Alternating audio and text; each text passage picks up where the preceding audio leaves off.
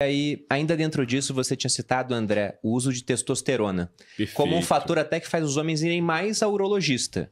Mas também é algo que prejudica, né? Mas aí eu fico até me perguntando, cara, eu via o Sibum, lá do fisiculturismo, ganhou não sei quantas edições seguidas do Mr. Olympia e teve um filho no meio. Sim. Como é que esse cara conseguiu isso? Porque no fisiculturismo, se faz um antidoping, até a plateia roda. Não passa ninguém liso. E o cara conseguiu ter um filho. Sim, sim. Mas o que que é? É uma coisa que eu sempre falo, às vezes até atrito com alguns seguidores nos comentários, porque é o seguinte...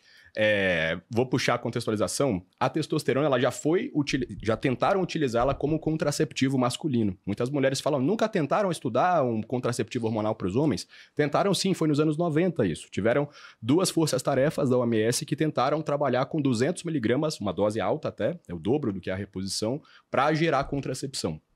Só que assim, a gente precisa de uma taxa de contracepção bem eficaz, que geralmente vai ser em torno ali de 99% ou mais. A gente conseguiu obter com a testosterona aproximadamente 88, 90. Parece bom, mas não é. É aquela história, né? A gente fez uma postagem ontem juntos. Você não tem certeza. Às vezes, quem quer não tá conseguindo atrapalha, quem não quer acaba caindo nesses 10%, e estatística é uma coisa cruel. A gente falou do viés do sobrevivente aqui aquele dia, né? Ele pode ser um dos 10%.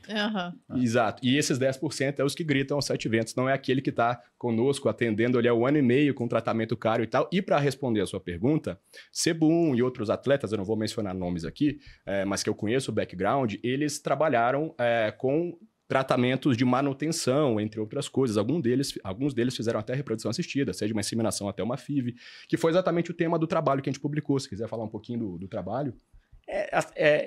Muitos usam artifícios para tentar reverter quadros de infertilidade temporários, mas eles não vão abrir isso.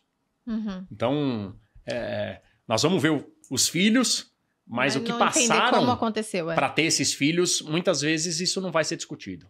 Mas aí me explica então, por que a testosterona ela causa infertilidade? Perfeito. Porque pra mim eu não sei. Não, mas é legal, isso é uma dúvida de muitos assim.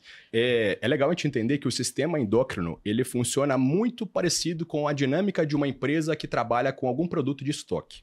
Então pensem aqui comigo, a gente está aqui no Grupo Primo, a gente trabalha com algum produto que é feito lá embaixo. Eu tenho um estoque lá embaixo. Se esse estoque está suficiente ou muito alto, nós aqui em cima, que somos os CEOs, ou quem gerencia essa empresa, a gente não vai mandar um sinal lá para baixo, ó, pessoal, produz mais. Por quê? Porque o estoque está muito alto. Quando o estoque está zerado e a gente está tendo demanda ainda, ou seja, estou com a testosterona baixa e o corpo está precisando, a gente manda sinais para produzir. Isso a gente vê nos exames laboratoriais. O produto é a testosterona. O produto é a testosterona. Então, o sinal são aqueles 2 hormônios, o LH e o FSH. Então, no caso de uma reposição, desde a reposição, não é só o abuso, até o uso de muitas doses, o que acontece? É como se você tivesse com o estoque cheio, entrando cada vez mais, sem estar utilizando tudo aquilo. Então, a gente aqui em cima faz o quê? Ó, operário, para de produzir. A gente para de fazer o sinal do LH e do FSH para produção testicular. Essa testosterona não foi produzida por nós. Encostou um monte de caminhão ela aí tá no e sangue, deixou testosterona que não produzida por nós. Ela está circulando no sangue, seja pela injeção, pelo creme ou por outra via, mas o testículo ele começa a atrofiar. Por isso que é comum o testículo atrofiar durante uma reposição, ou até para quem usa doses maiores, entendeu? Fala, vou parar de produzir porque o estoque está cheio.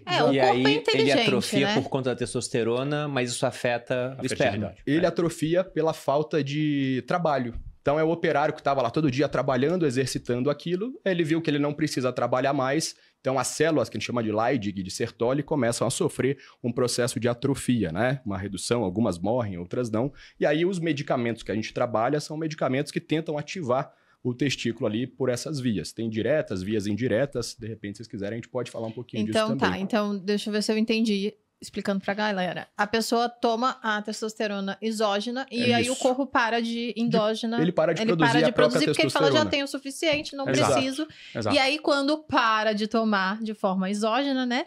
Aí o corpo tem essa dificuldade de retomar a produção. Isso. E os espermatozoides apanham por tabela. Entendi. Exatamente. Eles não têm nada a ver com a testo, mas se você precisa de testo para produzir espermatozoide, de preferência testo produzida pelo próprio corpo. Dentro do testículo. E o homem chega a ficar estéril nesse processo ou não? É só um quadro temporário de infertilidade? Tá. O que acontece? Durante esse processo, a gente até coloquei uma tabelinha do estudo ontem, mais ou menos em 4 a 6 meses, depende da via que é utilizada para reposição, a gente tende a atingir o que a gente chama de oligospermia severa ali. Abaixo de 5, 3 bilhões de espermatozoides por ml, tá? A gente aqui... Abaixo de 5 milhões? Abaixo de 5 a 3 bilhões. O Bruno agora tá com os números presos na cabeça. O que é pouco, assim, para quem tá ouvindo a gente... É pouco, tá? A gente considera como o percentil 50 de uma curva, fala. 70 milhões. 70 milhões, o cara tá no pico ali da mediana populacional. Então, abaixo de 5 milhões é muito pouco. É muito pouco. É bem pouco. Então assim, é alarmante. Uma grande maioria, 88% a 90%, vão ficar azospérmicos, ou seja, zero, vem aquele espermograma todo zeradinho, Caramba. ou vão ficar ali abaixo de 3,5. Pessoal, a gente tá aqui não como médicos que viemos para fazer terrorismo, longe de nós atuarmos assim. Não, você trabalha com isso. É porque o que acontece? O viés do sobrevivente, ele sempre rebate a gente, entendeu? Eu tive filho. 10% vão conseguir. E a fertilidade é conjugal. Vão ter esposas que são extremamente férteis. Sim. Né? Porque é aquela questão, são óvulo questões bioquímicas do espermatozoide, o óvulo, o reconhecimento, aquela coisa toda. Você tem casuísticas chinesas grandes que mostram até 2 anos para recuperar a normalidade. E para um casal que está tentando, 2 falar anos em 2 anos, tempo. É muito tempo. Eu tô saindo da testosterona agora e vou levar 2 anos para recuperar. Então, talvez a resposta para tua pergunta é: a grande maioria vai recuperar? Vai. A questão que é um viés muito grande é que muitos que entraram no uso de testo exógena, como você bem disse, não conhecem o seu status prévio.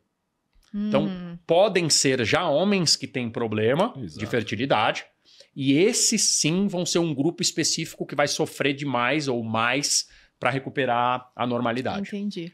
Eu acho que esse é um ponto... tem alguns que não sabem nem que isso pode causar. Esse que é o pior de todos. Isso que eu ia falar. Muitos médicos não sabem. Médicos, né? Médicos, principalmente. Eu digo até as pessoas, porque hoje em dia a gente tem um abuso muito grande por parte do jovem de substâncias para melhorar a performance. Sim. Quando eu fui militar, toda revista que a gente fazia no alojamento de soldado, e ocasionalmente acontecia isso, para ver se não tinha lá droga, alguma coisa, era comum você achar algum tipo de substância anabolizante. Sim. Algum tipo de simulacro de testosterona, digamos assim, né, para ter esse efeito.